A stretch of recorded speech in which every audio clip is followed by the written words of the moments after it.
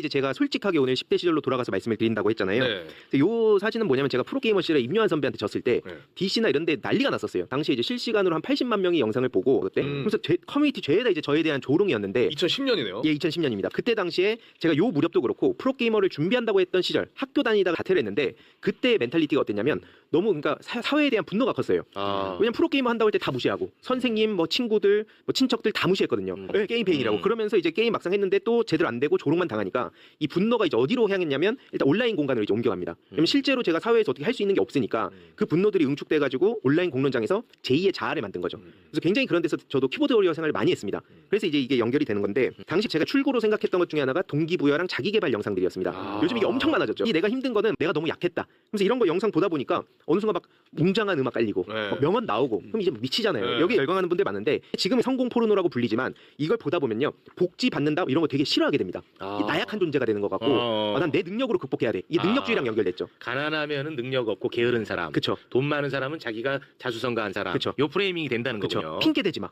핑계 대지 너부터 마. 노력해. 이런 식으로. 밑바닥에서 다 올라온 거야. 우리가 이렇게 고생해서 성공했는데 이거를 왜 세금으로 다 떼가? 그쵸. 이거까지 연결됩니다. 맞습니다. 와, 좋았다. 네. 제가 그 생각을 하다가 정말 솔직하게 말씀드리는 겁니다. 그 네. 시절. 제가 이제 그 관악구에 살다가 용산으로 딱 고등학생 때 이사를 와요. 근데 그때 그 동네 보통 초중고가 다 연결되잖아요. 그러니까 친구들은 다 잘 사는 애들이었어요. 근데 저는 막 오니까 이제 적응을 못하고 프로게임 한다니까 더 배척을 당했죠. 네. 그러다 보니까 이제 어떤 생각을 하게 되냐면 너무 힘든 거예요. 버티기가.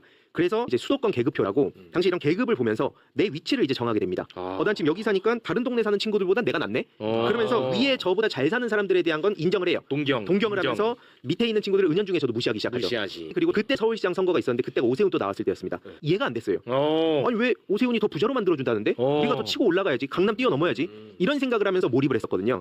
그래서 당시에 뭐 민주당에서는 뭐 평등, 뭐 이런 복지, 뭐 이런 얘기들이 많았어요. 네. 근데 이제 제 귀에는 하나도 안 들렸던 거죠. 그런 것들이 이제 자연스럽게 어떻게 연결되냐면 미국, 일본 막 찬양하잖아요. 네. 잘 나가는 사람들을 동경하고 재벌, 기득권, 권력자들을 제가 진짜 좋아했습니다. 그래서 그런 이야기들 책들 다 봤고요. 그런 사람들처럼 나도 돼야겠다 생각하고 열심히 노력하면서 창업자들의 이 경영 어록 같은 거 다 외우고 다녔어요. 강한 사람, 이 내 백, 든든한 사람이 필요하다. 힘에 대한 동경, 이걸 가지고 싶다. 그게 이제 이명박에 대한 찬양이랑 이렇게 연결이 됐던 연결되지. 거죠. 재벌, 지금 막 멸공하는 거 저희들 입장에서는 되게 우스꽝스럽지만 어쨌든 재벌이잖아. 돈 많잖아. 이렇게 연결이 되는 겁니다. 그때 당시에 이제 커뮤니티나 페이스북 같은데 이런 짤들이 계속 올라왔습니다.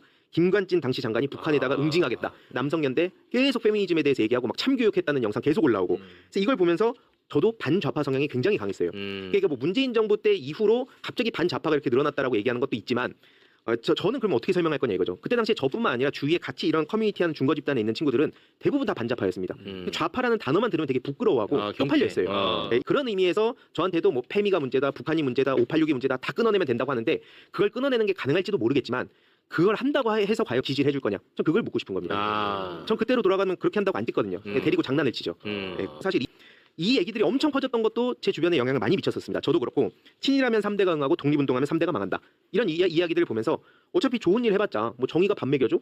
이런 생각을 하게 되고 그러면서 그런 지점에서 이제 이재명 대통령께서 최근에 민주주의가 밥 먹여준다는 사실 증명해야 된다. 이게 굉장히 중요한 워딩이었습니다. 이게. 그리고 이런 이야기들이 사라지게끔 해야 된다는 쪽으로 방향을 설정하신 게 굉장히 전 중요한 포인트라 요 서사를 계속 잘 살려가야 된다고 보고요. 네. 요 서사를 살리면서 온라인상에 있는 그 일베들 그거는 또 박멸 투트랙으로 가져야 됩니다. 맞습니다. 맞죠? 확실하게 가야 됩니다. 그거 확실히 가져야 돼.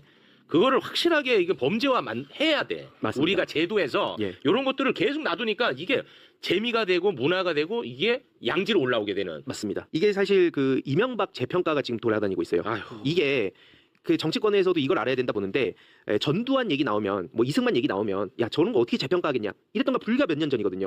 지금 대놓고 스타벅스나 막 대기업 껴가지고 그런 얘기로 양지화 나왔잖아. 하잖아. 그렇지. 이명박 얘기도 지금 커뮤니티 일각에서 도는 거지. 사실 이것도 상상을 못 하셨을 겁니다. 이런 얘기 도는 거. 막 각하한테 편지 보냈다 답변 받았다 이런 얘기 돌고 있고요. 이게 야금야금 이번에 이명박 박근혜 또 돌아다녔죠. 그렇습니다. 조만간 윤석열보단 얘네가 낫지 않아? 그렇지. 여기 또 합리적이라고 띄워줄 거예요. 맞습니다. 100% 이제 양지로 나옵니다. 이런 맞습니다. 식으로. 그럼 어느 순간 다시 정의가 그렇게 무너지는 거죠. 지금 너무 흥미로워요. 저는 이제 이들이 구체적으로 어떤 식으로 행동하느냐. 예를 들면 이명박을 띄운다고 해서 이명박을 진심으로 존경할까요? 예를 들면 저기 그 뭐 이승만이나 박정희나 이런 사람들을 일부 표상으로 삼는다고 해서 그들이 표방하는 어떤 철학이라든가 나름의 정치적인 어떤 경향을 자신의 것을 학습하고 있을까요? 아, 그건 또 아니에요. 저는 아니라고 봅니다. 수단으로 사용하는 거. 이들은 체계가 없어요. 사고의 체계가 없어요. 그러니까 이른바 철학이라고 부를 만한 나름의 가치관이라고 부를 만한 것들을 탄탄하게 구성하는 집단이 아닙니다. 기본적으로 굉장히 반대급부로 구성되어 있는 집단이에요. 이 반대급부를 하기 위해서 필요한 수단이죠. 이명박은. 그러니까 윤석열은 날아갔으니까. 아, 이제 없으니까. 기껏 찾아내는 거예요. 이명박이라든가 뭐 예전에 전두환이라든가 이런 걸 찾아내고 그거를 빌미로 삼아서 그 깃발 밑에 모여 있을 뿐이지 그것으로 표방되는 어떤 가치를 체계적으로 습득한 그런 집단은 아니라고 생각하는 게 좀 맞다고 봐요. 아.